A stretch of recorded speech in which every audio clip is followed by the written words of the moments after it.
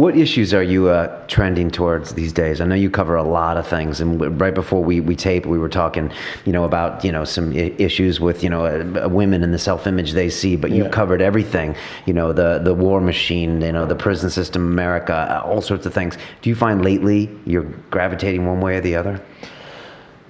I think a lot about feminism, sexism, and racism are the two things that dominate my thinking a lot, and that's how I kind of had to gauge it. I went through quite a concentrated phase in my life where I was thinking about economy and capitalism and things like this, and obviously everything is interlinked. Nothing lives in a vacuum. Everything's dependent on the other one to exist, all the different isms. But yeah, racism and sexism are the two things that I've been thinking about the most. Lately, the last maybe 2 years, it's been sexism and the female experience. I've become a lot more in tune from how I was 5 years ago to what it is to be a woman in the 21st century in the Western world, with such focus on the Middle East all the time and the oppression that women face there, as if we are the paragon of equality over here. And it's something that has kind of troubled my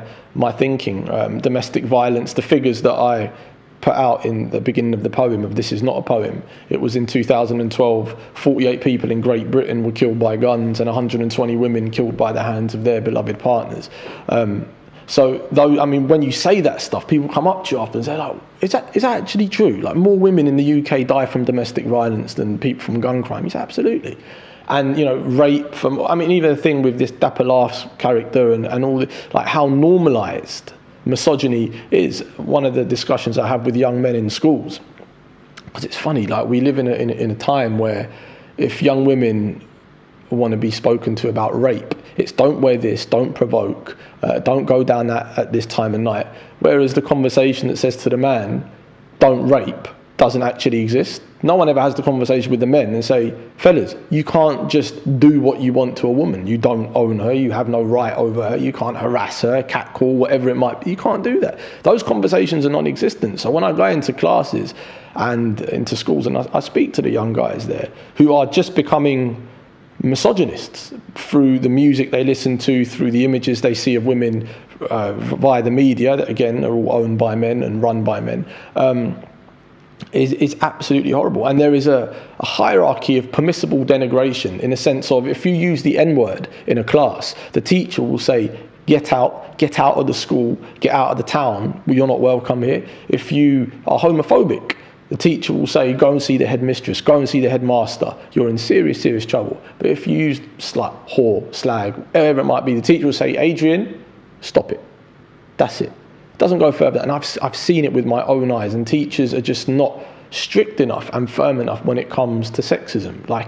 And the women, the girls just accept it. The young girl just think this is just a word, isn't it? It's not just a word. Like, women have been raped and persecuted because of this word. They've been killed in their thousands because of these words, in the same way as the transatlantic slave trade resulted in 60 million Africans being killed because of that word.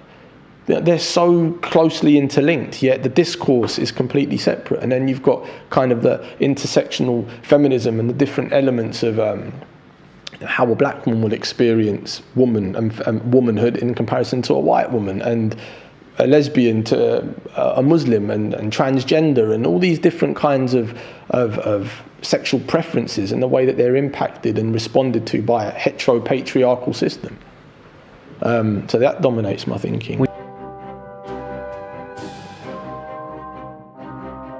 This week on London Real, we have the English rapper, poet, and journalist, Akala. Hate by the pound surrounds my reflection. I do this for my own protection. If I didn't go to Pan-African Saturday School, if I didn't grow up in the Hackney Empire, if I didn't listen to Wu-Tang Forever or read the autobiography of Malcolm X when I was 9, would I be the person I am today? Probably not. One too many man that could have been doctors end up spending the whole life boxed up. Hip-hop was my life. It was something I lived. I loved interacting with it. I wrote lyrics every day.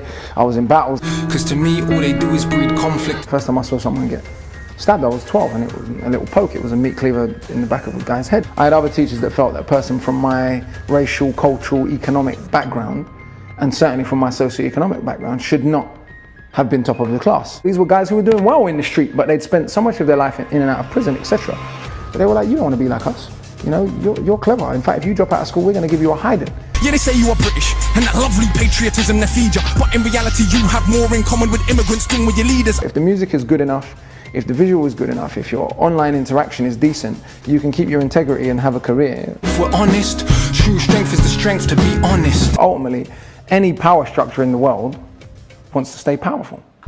On Sunday, London Real presents Akala.